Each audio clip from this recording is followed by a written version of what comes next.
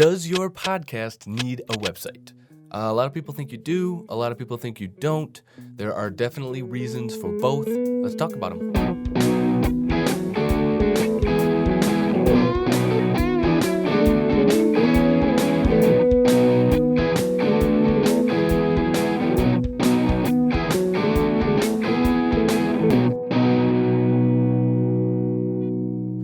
What's up, everybody, and welcome to another video. I am Matt with iEdit Podcast, and today I want to talk about if your podcast needs a website. Now, when it comes to podcasting, it's important to have a brand associated with your show. It really helps cement the vibe of your show based on the graphic right away that you present to your audience. So whether that be the colors that you use, the fonts that you use, the pictures that you use in your graphic vectors, if you have your logo on there, it really helps associate with the vibe of your show.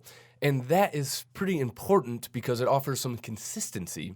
It offers the trust that you're trying to build with your audience. They see that, they know what they're going to get with the show, they listen to the show, and it's exactly what they expected. Your audience doesn't want to click on something that's really bright colors, and then they listen to the show, and it's really super monotone and informative, and you have to have that consistency with your brand in general. Now, the reason I'm talking about branding so much is that when it comes to a website, that is basically what your website is for, is to really cement that brand on your show. So I'll give a few reasons why you should have a website, and then I'll give a few reasons why you shouldn't have a website. So the first thing I want to talk about why your podcast needs a website is branding.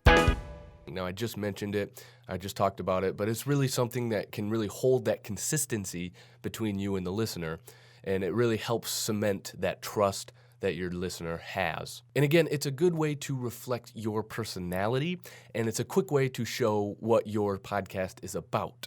So the second thing I want to talk about is ownership. Now, when you upload your podcast to your hosting site and they distribute it to all the platforms, they then own that audio. So you don't really even own your own audio.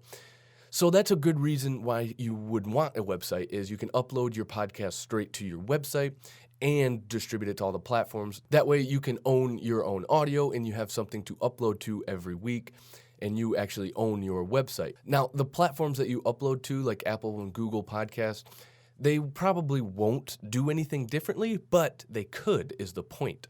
You don't own that. You have no control over what they're doing. They could, in 5 years, they could make it so you can only upload 4 episodes a month. Now, if you have a weekly podcast, that's not a big deal. But if you have a podcast that's twice a week, that's a huge deal. That cuts your podcast in half. And it's something that you own. It's something that you can control. It's something that you have the rights to. So you don't have to rely on your hosting site and these other platforms. You can rely on your website and uploading to that. Now, the next thing I want to talk about is SEO. Now, if you don't know what SEO is, it stands for search engine optimization. So when you post your podcast to your website, every time you post it, you're having a description that goes along with it. And in each one of those descriptions are certain keywords that are involved in your niche. So when someone looks up something in your podcast subject, then your podcast might pop up because you're using those keywords in your podcast show notes, and you're using the words that they used in their search. So it's a great way to be found on Google. Now, this is something that's going to take a little bit more time and a little bit more effort and a lot more consistency, but it's another way to be found on the internet, and that's always a good thing. Social media is probably an easier way to go about this, but if you're posting your podcast anyways, you might as well post it to your website, get that SEO, and hopefully be able to be found on Google a little bit easier. Now, the next thing I want to talk about is perceived value. Now, this one is obviously a little bit more subjective, but when somebody visits your website and you have a good-looking website, and guys, it's really easy to make a good-looking website nowadays. Just go to Squarespace or go to Wix, and they have templates already there for you. If your listener visits your website and they see you have a nice-looking website and it's consistent with your brand, then they will perceive you as having more value as a show because it looks more professional. And if your podcast has more perceived value, then your listener And if your podcast has more perceived value, then your listener might be more willing to tune in week after week because they see you as more professional in your industry or in your niche, and you can bring more value to the table. Now, the last thing I want to mention on needing a website is selling merch.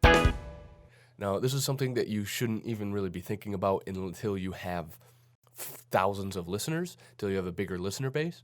But this is a pretty good way to make a little bit extra money on the side. And it's pretty easy to set up a little store on your website and sell t-shirts and mugs and anything else that the listener would want to buy because they listen to your podcast.